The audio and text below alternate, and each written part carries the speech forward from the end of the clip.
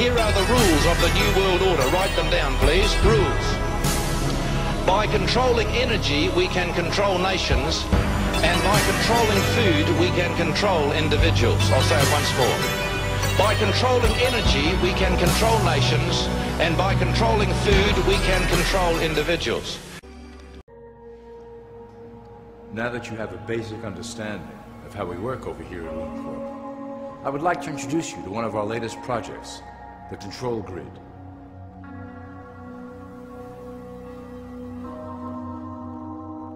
Since ancient times, it has been the desire of the Illumines to wield control of the masses below, both to protect us from them and them from themselves.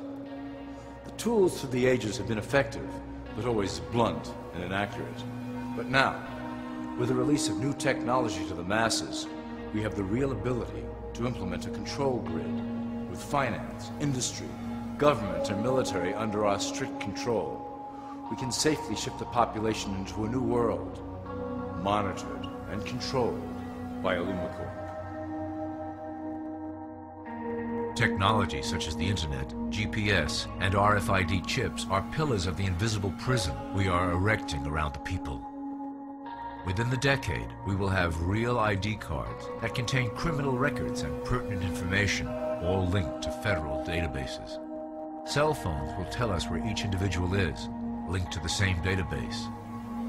Through intelligence agencies and Homeland Security, we will monitor individuals who oppose the Great Plan and remove them from the grid. Quickly, the population will learn that they have a choice: support the system and benefit from its luxuries, or reject it and lose access to the grid. But we need some system for permanently identifying safe people. Most of us are never going to blow anything up, and there's got to be something better than one of these photo IDs, a tattoo somewhere maybe. The Saudis used an American device to scan the eyes of travelers. I wouldn't mind having something planted permanently in my arm. Microchip that could one day be implanted under the skin of every single American. We have a Florida family who are really pioneers in a brave new world. They have volunteered to be the first ever to have microchip identification devices implanted into their body. After 9/11, I was really concerned with the security of my family. Top CFR Lieutenant Diane Sawyer for 8 minutes sat there in a sickening fashion with this poor, pathetic family as they discussed how they were all taking microchips because they believed in America and wanted to stop the terrorists. Ladies and gentlemen, this is something out of a science fiction horror movie. They're taking chips because they stand with the mother government. I'm living in Nazi Germany Twilight Zone. Now politicians are announcing that they want to get chipped. And just around the next high-tech corner, an electronic chip like this that can be implanted under your kid's skin. A chip and everybody would be the universal monetary system par excellence, because there'd be no escape from it. It is the first implantable microchip for humans that has multiple security, financial, and healthcare applications. One thing I would just suggest, I'm just an outside, soon-to-be investor. I love this idea, by the way, Scott. I think this is great. Thank you, Sean. Put it in earrings, put it in a cross, make it smaller, maybe not implantable, and I think let parents choose. It's not the government. Federation of American Scientists, they explain how they're going to get you to accept implantable microchips. It says the PR implications, how they're going to use the media to condition the public to take microchips. This was from January of 2000. Waiting for commands. Voice check, Lenina Huxley. Unfortunately, Simon Phoenix was not coded. While you were sleeping, everyone in the city was installed code. It was a brilliant idea by Dr. Cocteau that an organically bioengineered microchip be sewn into the skin. Sensors all over the city can zero in on anyone at any time. I can't even conceive a visual of what you police officers did before it was developed. We work for a living. This fascist crap makes me want to puke. What do you think you're scratching, caveman? You really think we'd let you go without control? Your code was implanted the second you thawed. All right, this next story may sound like something out of, well, a Hollywood thriller. A Saudi inventor has created a killer microchip. It's designed to track terrorists and criminals and, well, you can think of somebody. Not only does it include a GPS device, it also has a lethal dose of cyanide, which can be activated at any time. You get my point? The inventor's bid for a patent has been rejected in Germany. Joining us now this morning to talk about it, Jake Ward, deputy editor of Popular Science. Okay, this is pretty macabre, pretty sinister and nefarious. How exactly would this work? Well, there's a category of technology that involves GPS tracking systems being shrunk down to the size where you could actually implant it surgically. And we've seen a number of applications for this. This is without question the most sinister version of it that I've certainly heard of. You know, and the notion of tracking criminals is not new, but the notion of killing them remotely, I think, is a whole new thing. Yeah, and Germany says, look, we're not going to approve this. That's because for that very purpose. And apparently, in some of the paperwork in applying for the patent, you know, you could track fugitives from justice, terrorists, illegal immigrants, criminals, political opponents, defectors, and Saudi Arabians who don't return home from pilgrimage. It's a little bit wild. I agree. I mean, the thing about you know, this kind of patent is Germany has very tight laws about making sure that you're not registering something that really is just a bad idea, a scary idea. And in this case, this guy obviously has some very strong feelings about what it would be used for, but it just seems a little outlandish. Yeah. Well, terrorist groups might be interested. I'm sure they'd be happy to grant their own form of a patent for that. Sure. The bigger world, though, of GPS, talk to us about how it's being used to, for example, track sex offenders? Sure. The Washington State Legislature right now is considering the possibility of registering perhaps 100 sex offenders with a GPS chip that's implanted in their shoulder because they've found that a few of them have been wearing them on their wrists and then have cut them off, which just defeats the purpose. And so, but the larger world of this technology is actually pretty happy stuff. I mean, there is new technology for tracking Alzheimer's patients, you know, who may wander away. Right. Sure. Tracking the vital signs of professional athletes from the sideline. You know, there's been a couple of cases in which, you know, football players have collapsed of heat exhaustion, and seeing the early warning signs of that, there's technology that sort of allows you to do that remotely.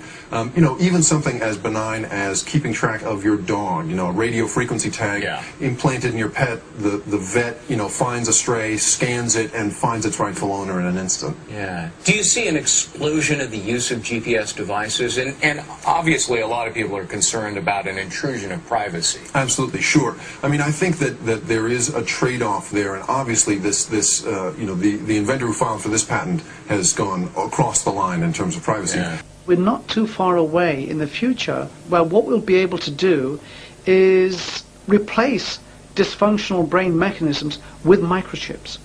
This sounds like science fiction, and clearly it's not here yet. But within the next 10 years, we will have the first microchip brain implant.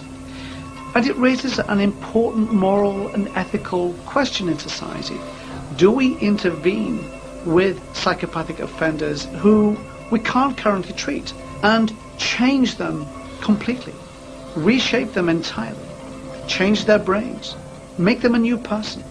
Is it really right of society to go into the holy of holies, go into a person's brain, their essence, and change the neural wiring and structure of their brain? In your phone was a GPS sat tracker. Pulses at 24 gigahertz. I don't know what that means. It's like a low jack, only 2 generations better than what the police have. And what does that mean? You speak English? Obviously not that well. You're kind of a jerk, aren't you? It means the NSA can read the time off your fucking wristwatch. The National Security Agency conducts worldwide surveillance, fax, phones, satellite communication. The only ones in the country, including the military, could possibly have anything like this. Why are they after me? I don't know, and I don't want to know. Here they come. I thought these sat dishes would scramble their signal. See, the government's been in bed with the entire telecommunications industry since the 40s. They've infected everything. They can get into your bank statements, your computer files, your email, listen to your phone calls. My wife's been saying that for years. Every wire, every airwave. The more technology you use, the easier it is for them to keep tabs on you. It's a brave new world out there. At least it better be. Reported on an Israeli-based company called Amdocs that generates the computerized records and billing data for nearly every phone call made in America. As Carl Cameron reported, U.S. investigators digging into the 9/11 terrorist attacks fear that suspects may have been tipped off to what they were doing by information leaking out of Amdocs.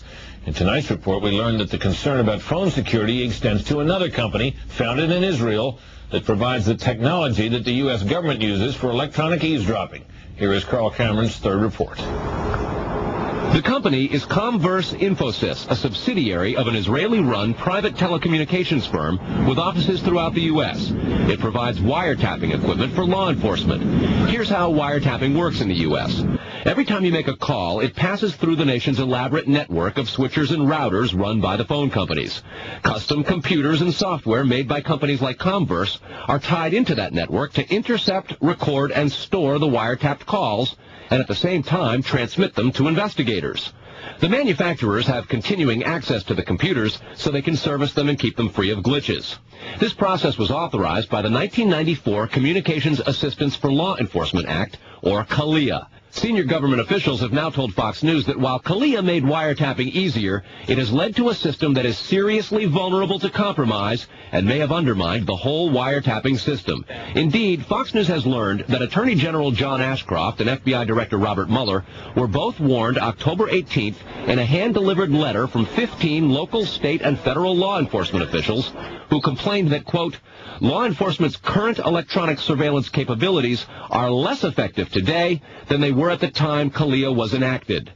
Comverse insists the equipment it installs is secure, but the complaint about this system is that the wiretap computer programs made by Comverse have, in effect, a back door through which wiretaps themselves can be intercepted by unauthorized parties. Adding to the suspicions is the fact that in Israel, Comverse works closely with the Israeli government and under special programs gets reimbursed for up to 50% of its research and development costs by the Israeli Ministry of Industry and Trade.